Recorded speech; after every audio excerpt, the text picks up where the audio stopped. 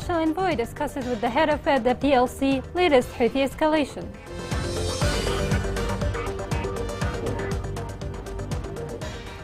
The United States urges the Houthis to stop attacks on Yemen's oil ports.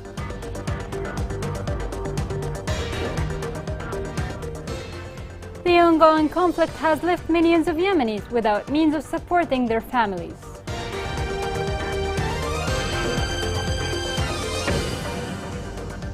Welcome to Yemen Today TV. This is the English news with me, Injil Zazi. Head of the Presidential Leadership Council, Rashad Al-Arimi, met with the United Nations Special Envoy Hans Grunberg in the Jordanian capital Amman. The meeting touched on the recent Houthi escalation, the UN efforts to revive the peace, and the government's measure to classify the Houthi militia as a terrorist group. The UN envoy praised the positive engagement of the PLC with all efforts aimed at restoring peace.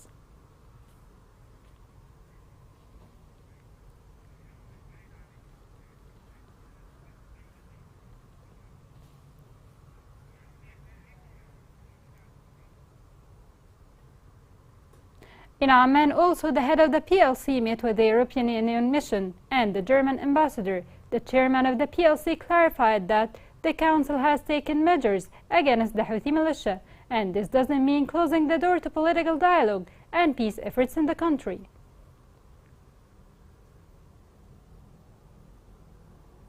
The United States has called on the Houthis to stop attacking oil ports and civilian infrastructure in Yemen. This came in a statement by the U.S. State Department. According to them, the U.S. Special Envoy will travel to Oman and Saudi Arabia this week to support peace efforts in Yemen. This report has more. Nearly 2 months after a fragile truce in Yemen fell apart, the Biden administration urged the country's Houthi rebels to halt their attacks on ports, which risk rekindling the conflict. The Iran-backed militia has launched repeated attacks in recent weeks on seaports and oil facilities in areas controlled by the government, impeding the flow of petroleum exports and putting more pressure on negotiators trying to resurrect a ceasefire agreement between Yemen's warring parties. The Houthis most recently attacked the Al Dabba oil facility in Yemen's Hadramaut province last week. The commercial port of Qina in the southern Shabwa province has also been attacked by the militia. We call on the Houthis to immediately cease their attacks on Yemeni ports, the State Department said in a statement on Monday. Such attacks only risk plunging Yemenis into another pointless cycle of violence and suffering. The appeal to the Houthis comes as U.S. Special Envoy for Yemen Tim Lunderking travels to Amman and Saudi Arabia in an effort to revive the UN-mediated ceasefire that broke down in the first few days of October. According to Lunderking, the Houthis are solely responsible for the truce's failure, since their last-minute demands for unpaid public sector salaries hijacked the negotiations. The ceasefire, which lasted from April to October, resulted in a 60% decrease in casualties, established a few foreign flights from the airport in rebel-held Sana'a, and increased fuel shipments to the Houthi-controlled port of Hodeidah. The 6-month break in hostilities also raised the possibility of a diplomatic resolution to the 8-year conflict between the Houthis and Yemen's government. The conflict has killed hundreds of thousands of Yemen citizens and frequently brought the impoverished nation to the verge of famine. Despite continuous charges from Washington that Iran is arming the Houthis, Iran has expressed support for the tenuous ceasefire. According to U.S. sources, the Houthis were able to launch drone and missile assaults on Saudi Arabia thanks to the arms transfers and training they received from Iran's Islamic Revolutionary Guard Corps. In Taiz, military confrontations renewed between government forces and Houthi militia on several fronts. Media sources stated that confrontations took place on the northern, western, and eastern fronts of the city. In El Baida, the government forces repelled the Houthi attack on the Thara front. Field military sources stated that the rebel militia failed to infiltrate positions on the front, and there were deaths and injuries among the ranks. In Shabwa, the Giant Brigade shot down a Houthi drone. Local sources said that the Giant Brigade's air defenses managed to deal with the Houthi drone after it was spotted and shot down before achieving its target.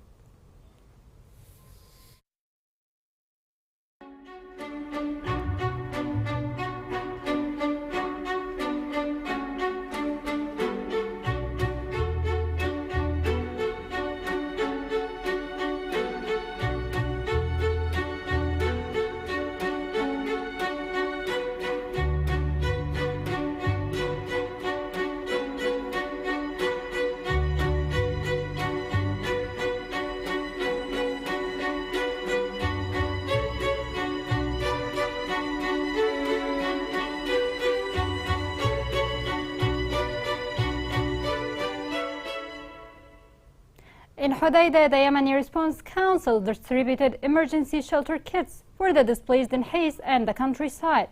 The beneficiaries are among thousands of families who fled the war and their villages are near the front lines. The following report has more details. In Hodeidah Governorate, the Yemeni Response Council inaugurated the distribution of emergency shelter kits for the displaced people who live in the city of Hais and the villages of its liberated countryside, with funding from the International Organization for Migration.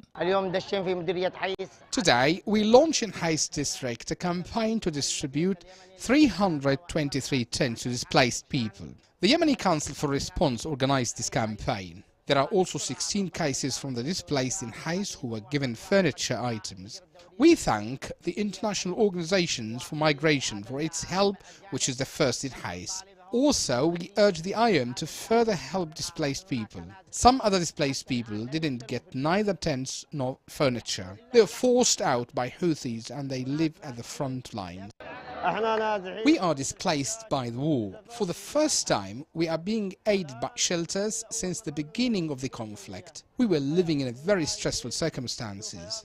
323 emergency shelters and 16 non-food bags were distributed to the displaced people affected by the war, who live in the areas of displacement in the worst living conditions and the lack of most basic necessities of life. The families that benefit from this aid are those who were forced out because of the war and the missiles that drop on their heads. There are other families who are confined to areas that are planted by landmines and there is difficulty to access the places. Most of them are shepherds and farmers. The beneficiaries are among thousands of families who fled the war and their villages are located near the front lines of war. They include families from the villages of Maqbana, west of Taiz, and from the districts of Jabal Ras and Al Jarrahi, south of Hodeidah.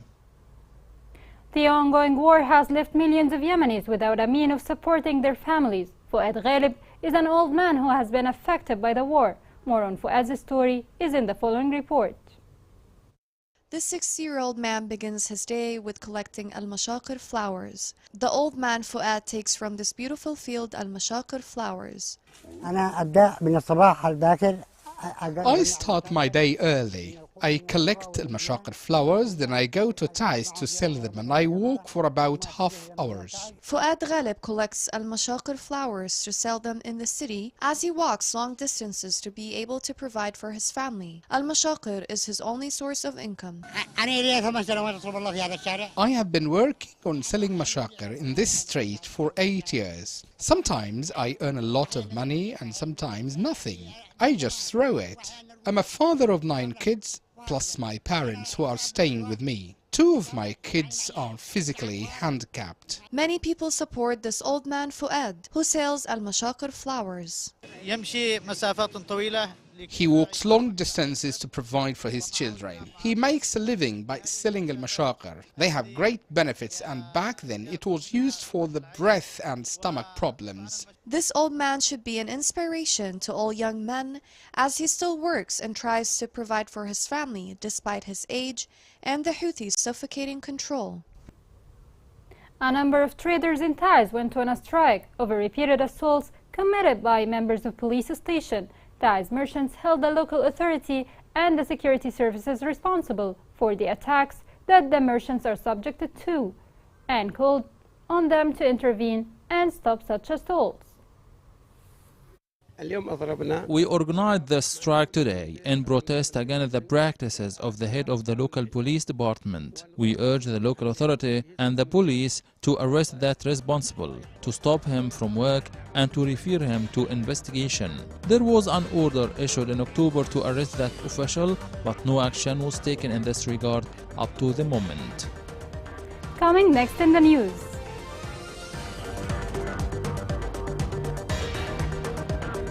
Flashes of Arab unity crystallizes the World Cup after years of row.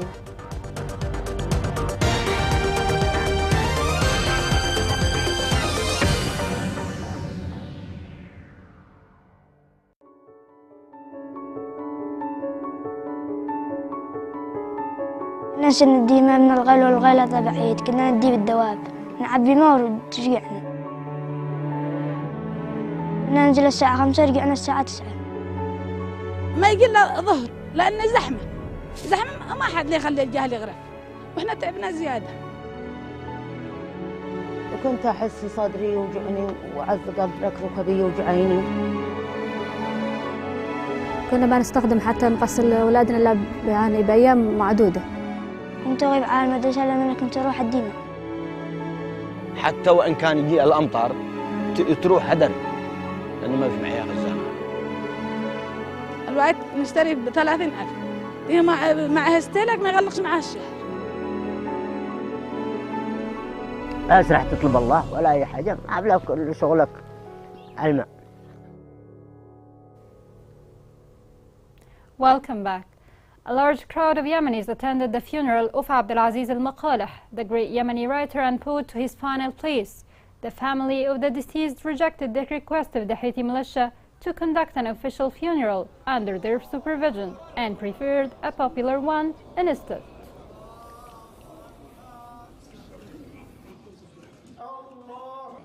الدكتور عبد العزيز المقالح غني عن التعريف. Dr. Abdelaziz al-Maqaleh is very popular here. He is a father, a writer, a great poet, and a fighter for the revolution and the republic. He has worked before at Sana'a University and was a great father to all the students here. He is a poet that all Yemenis are proud of. His writings prevail to all Yemen. May God bless his soul. He was a great teacher and friend, especially during the time when we worked together at Sana'a University. We are praying for him since he passed away.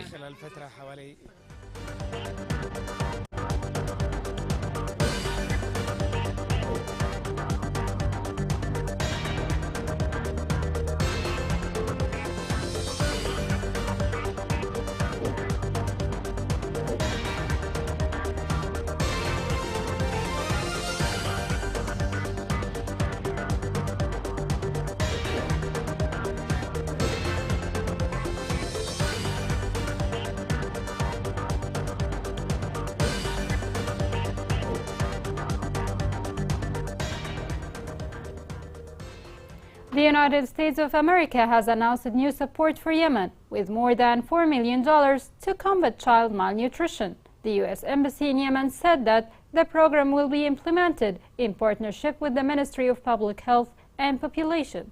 The United States is one of the largest donors to Yemen, as the total funding provided so far amounts to $1 billion.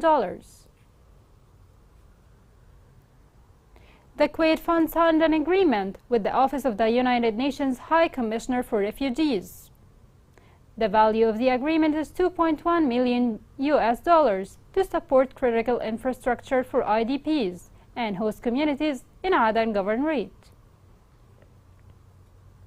The Yemeni government and Japan signed an agreement to postpone the debt owed by Yemen. The Minister of Finance praised the efforts of the Japanese International Cooperation Agency for the Yemeni government and said such a move can help in boosting up the national economy. Climate change and torrential rains have affected thousands of families in Yemen. One family in Taiz is living in the open without shelter and calls for help, especially during winter. This report has more.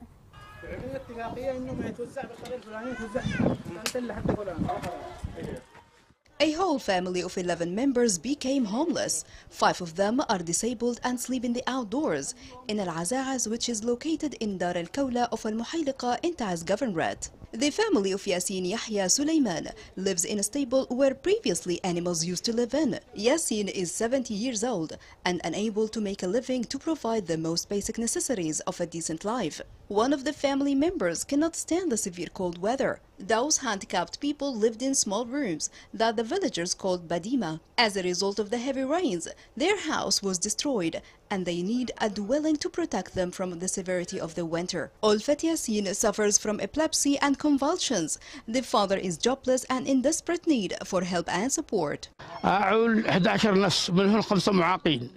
I am responsible for 11 people, of whom 5 are handicapped. I couldn't transfer them to any other residence, as this land and the stable belong to their owners, and they always threatened us to evict us because they want to restore the stable to keep their animals in. Once, while my children were sleeping inside it, part of it fell down on them. We cannot do anything, and our financial situation is really difficult, as you can see. I do not have a salary or any kind of support. I plead charities and organizations to help us because we are helpless. أنا بالنسبة لي شخصيا هذا جيراني ياسين يحيى سليمان. I know this family very well. They are my neighbors. Yasin has a big family with some handicapped and orphans among them. I plead whosoever can help extend a hand to this family. Some people help them to survive, but still it isn't enough. Mud houses can be destroyed by heavy rains and people could be buried beneath. Extreme poverty and diseases attacked this family due to the absence of the organizations in the city of Al-Shamaitain in Taiz Governorate. During such circumstances of the economic deterioration, citizens are constantly worried and hopeless and have no clue on how to survive for another day. Flashes of Arab unity among Arab nations have crystallized the World Cup in Doha. After years of political row, this proves again that sports can mend what politics could not. This report gives more details. For a brief moment after Saudi Arabia has fired the ball from just inside the penalty box into the back of the net to seal a World Cup win against Argentina, Arabs across the divided Middle East found something to celebrate. Qatar is hosting the World Cup, providing a moment where many in the Arab world have rallied to the victory of the Saudi team.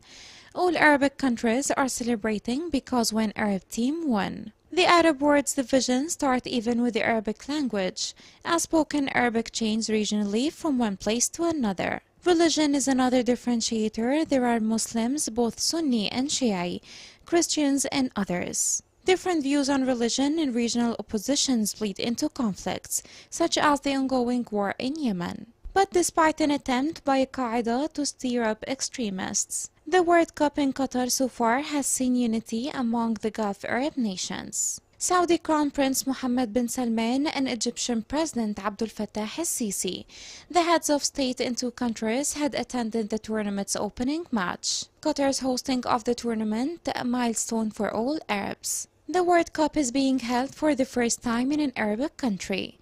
Qatar did a tremendous job organizing the World Cup and never claimed it was perfect. There could be some differences in opinion and views, but that should not take away the fact that Qatar has really put together a World Cup that is unique in every sense of the word. The biggest surprise came 2 days later as Saudi Arabia stunned Argentina by winning their opener in the tournament. Saudi Arabia's King Salman declared a public holiday to commemorate the win. In the kingdom and outside of it, people cheered and waved the country's green and white flag to celebrate. The whole world is witnessing a great time of unity and solidarity between different Arab countries. Here's a reminder of the main headlines. UN Special Envoy discusses with the head of the PLC latest Houthi escalation.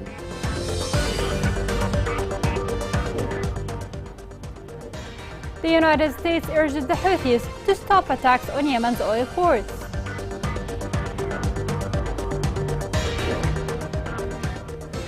The ongoing conflict has left millions of Yemenis without means of supporting their families.